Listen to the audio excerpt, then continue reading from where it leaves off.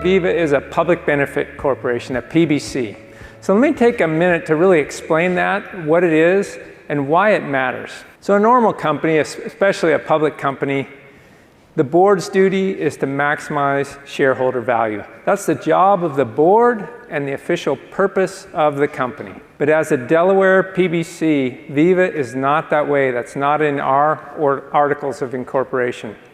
Our board's duty is to balance the interests of all concerned. So that means customers, employees, shareholders, and the industry overall.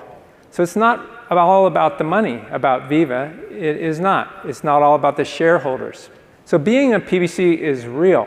It's at the bedrock of our company. It's not just marketing. It makes us a more durable partner for the industry. You can count on Veeva to be here for the long term for you. You know, and Veeva's been around 16 years now, but really will most likely be set up to be around here for generations. That's what we set up the company for. And I never would have thought that when I started Veeva. It was the last thing on my mind, right?